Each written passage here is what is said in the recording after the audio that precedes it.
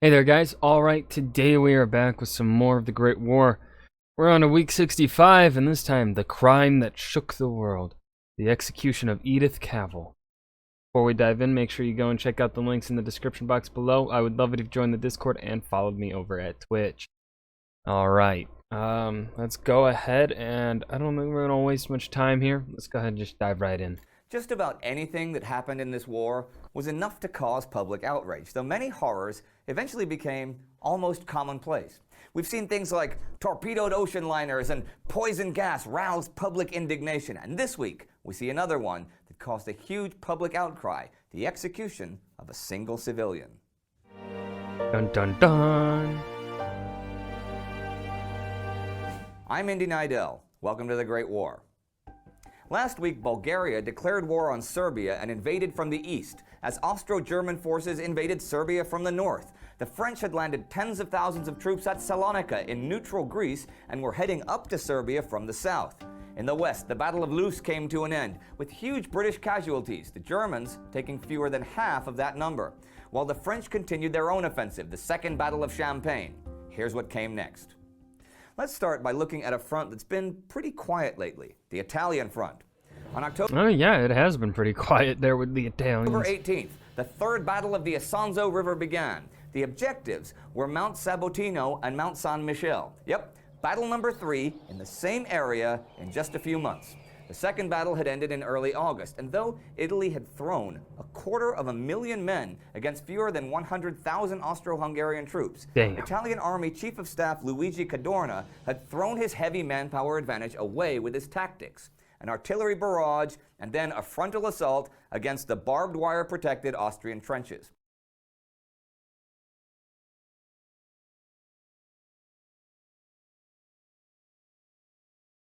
I'm trying to think, in what world, how the fuck that guy could be a general with that kind of military genius. What?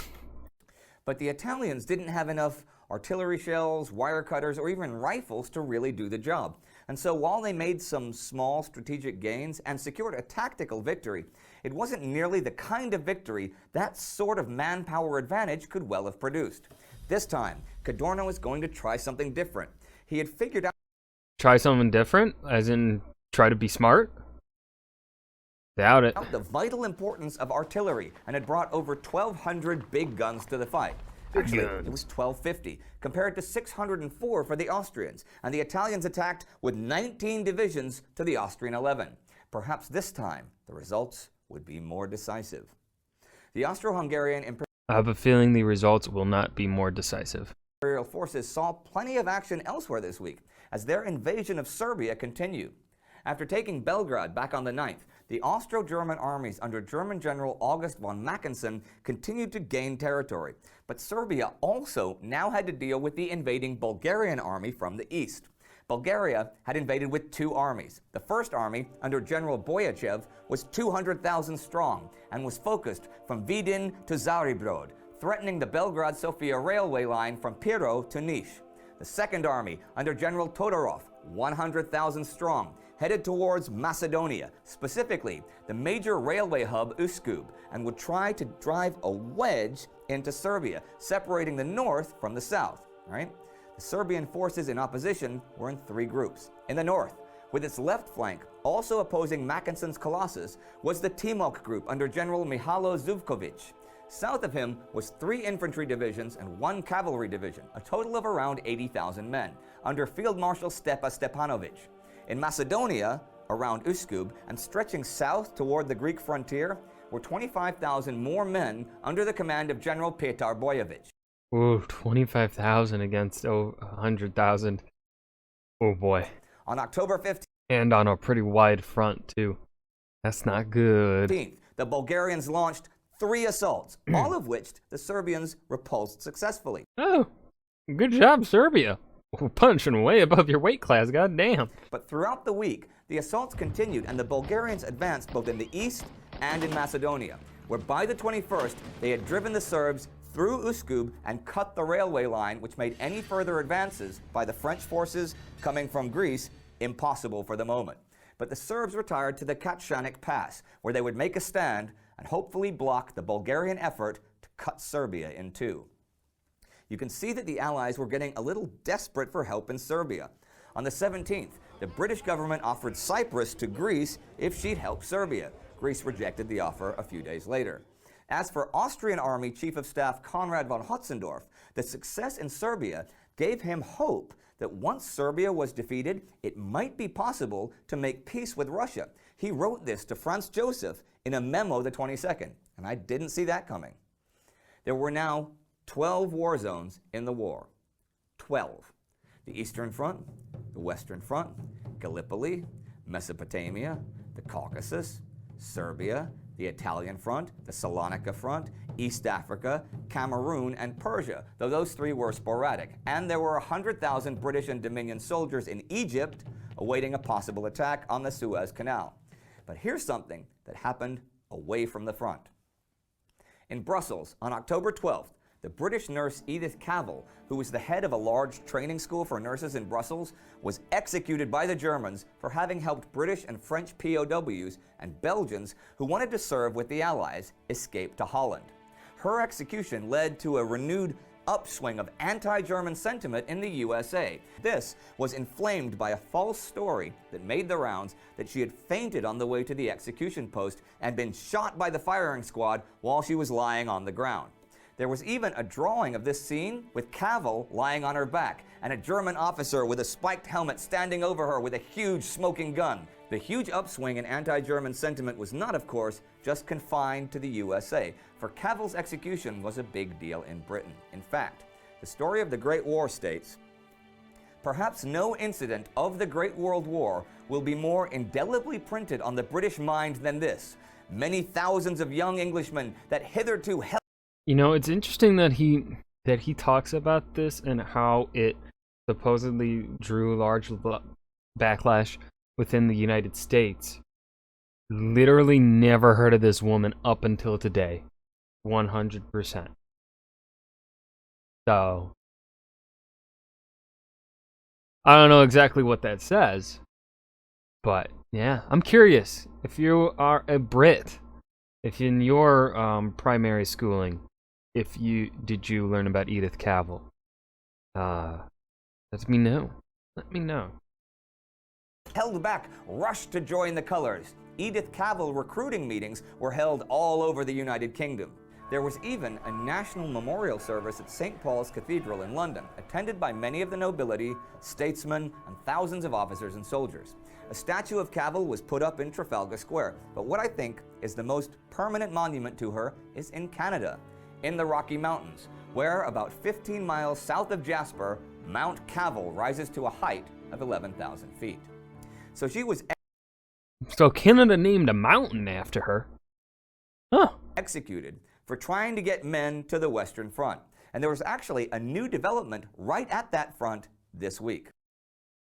Okay, so her execution makes sense in the scope of warfare.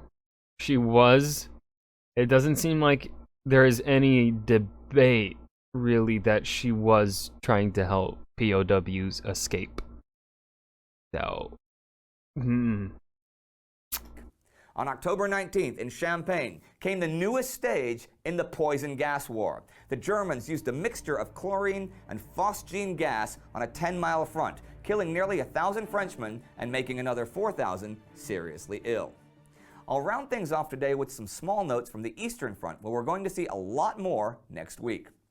There was heavy fighting in the northeast this week near Riga and the Dvina River. And on the 21st, the Germans captured the Dvina Bank, just 10 miles east of Riga. I think this is the first week in a while where he hasn't talked extensively on what's happening on the Eastern Front. Usually we get a lot of information on the Eastern Front. This week, seems like not much. Riga. Far to the south, on the 20th, Russian General Ivanov took 7,500 Austro-Hungarian prisoners near Tarnopol. And something I haven't had time to mention yet, from still another front, the one at Gallipoli. Last month, British Commodore Roger Keyes at Gallipoli turned in a plan to try to force the Dardanelles with ships alone. His admiral refused him. Winston Churchill, in 1931, would have this to say about it. I marveled much in those days at the standard of values and sense of proportion which prevailed among our politicians and naval and military authorities. The generals were so confident of breaking the line in France. To sacrifice 250,000 men in such an affair seemed to them the highest military wisdom. That was the orthodox doctrine of war. Even if it did not succeed, no error or breach of the rules would have been committed. But to lose 1/100th part as many sailors and a dozen old ships with the possibility of gaining an inestimable prize, there was a risk before which the boldest uniformed greyhead stood appalled. The fleet continued idle at the Dardanelles. The armies shattered themselves against the German defense in France. And that was the week. A new offensive on the Italian front. 2 huge enemy invasions in Serbia, and even a friendly invasion of French troops there. Heavy fighting in the northeast as the Germans try to take yet another major city. And an execution in Belgium. Oh, and the deployment of phosgene gas in Champagne, which affected thousands of Frenchmen.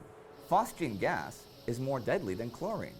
You don't cough, so you inhale more of it, and it often had a delayed reaction, so seemingly healthy troops would come down with gas poisoning a day or 2 after being exposed. Imagine those 48 hours. How would you feel? How scared would you be? I mean, you'd seen what it did to others. Was this how you were going to die, to avoid being shot or shelled, only to have your lungs burned out, lying on a stretcher surrounded by strangers who could do nothing to relieve your pain? What had you ever done to deserve that? Both sides would deploy phosgene gas. Hooray for modern war! Yay. But phosgene was far from the Hooray. only chemical agent used in the war. And if you want to find out more about this horrific reality, you can check out our special episode. And that was the crime that shook the world. The execution of Edith Cavell, the Great War, Week 65. This was one of the average weeks, I would say. Of course, the story of Edith Cavell was extremely interesting. But aside from that, the rest of it was kind of just more run-of-the-mill kind of stuff that you expect at this point. Yeah. So, that's my thoughts.